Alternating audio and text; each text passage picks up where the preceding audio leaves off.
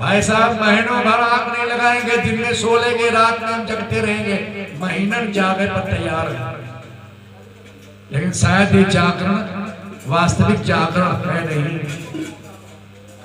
जागरण का मतलब आत्म जागरण, आत्म जागरण। आपकी आत्मा जग रही कि नहीं जग रही? आप क्या करने जा रहे हो? भगवान शिव जी के नाम पर आप रात जगोगे, आत्म जागरण नहीं होगा तो ये जगने से क्या लाभ है? पहले तो भगवान शंकर जी को, शिव जी को जानो कौन है, और फिर जगने का प्रयास करोगे तो लाभ मिलेगा। भगवान शिव जी, शिव माने कल्याणकारी प्रवृत्ति का नाम है शिव। शंकर माने कल्याणकारी देवता भगवान शंकर जी। देवासुर संग्राम हुआ, 14 रत्न निकले, उसमें हलाहल जहर भी निकला। पूरा संसार जलने लगा। सब तो अपना अपना लिए चले गए। ऐरावत कोई ले गया, पारिजात कोई ले गया, लक्ष्मी जी कोई ले गए। अमृत रहा, कहाँ गया? चलो बंटवारा हो गया। अब जहर को कौन पिए? जहर को पीने के लिए भगवान शंकर जी को प्रकट होना पड़ा, और उन्हें उस हलाहल को अपने कंठ में धारण कर लिया। नीलकंठ बन गए। भगवान शंकर जी नीलकंठ कहलाए। उनके जहर को किसी ने समझा है? उनके जहर को अगर समझने की बात हो तो परम पूज्य गुरुदेव पंडित श्री राम शर्मा आचार्य जी ने उनके जहर को समझा और जहर को पिया। आज विश्व मानव की जहर को पीने के लिए वो आगे आए। 24 लाख के 24 महापुरुष किया। आज ना जाने जितने कितने लोगों के जीवन का जहर अपने अंदर धारण कर रहे हैं। भाई बहनों, हमें वो अनुभव भी याद है। जब मैं याद करता हूँ, वो अप्रैल या मार्च, ठीक नहीं याद है, हरिद्वार में कुंभ था। 1986 की बात है। हरिद्वार में कुंभ था,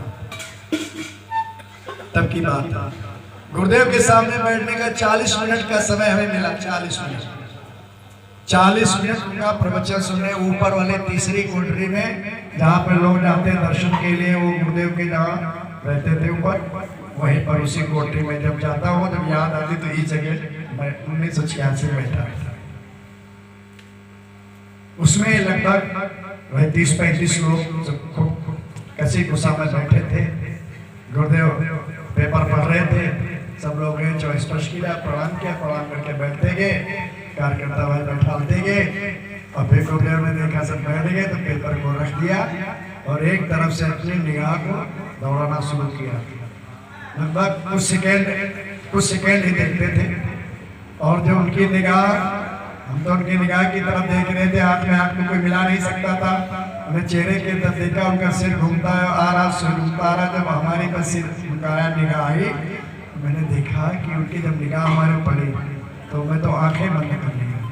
आंखें बंद कर लिया। मुझे इतना अंदर से कपकपी मालूम हुई, मारे जूही जाना एकदम। सब तो रोंगटे खड़े हो गए। फिर सबको देखने के बाद जब सामान हुए, फिर उनका प्रवचन शुरू हुआ। 40 मिनट तक प्रवचन हुआ। इसमें ऐसा कोई व्यक्ति नहीं था जो रो नहीं रहा था। धन्य हो गए गुरु जी, आपने धन्य कर दिया।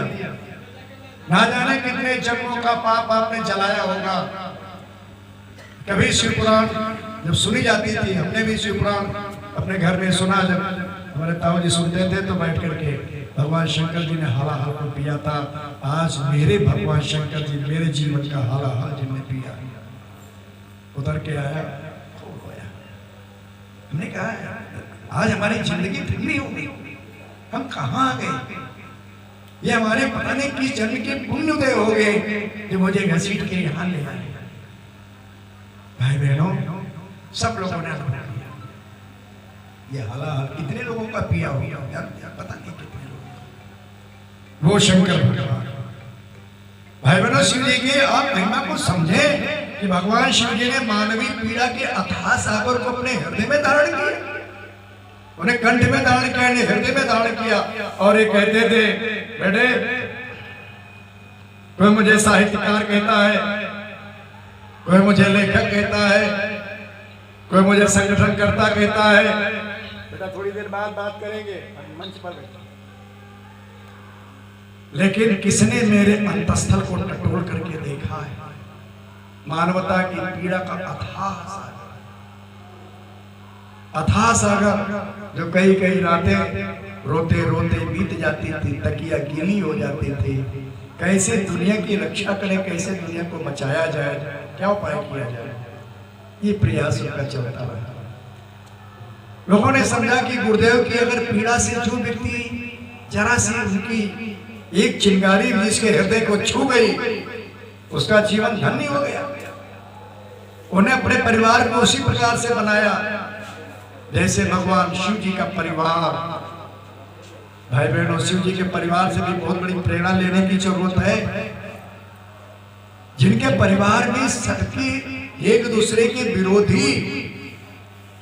अब बताओ, भगवान शंकर जी की सवारी का है कि बैल है, और दुर्गा माता की सवारी शेर है, और शेर बैल का कहीं निपटेगा?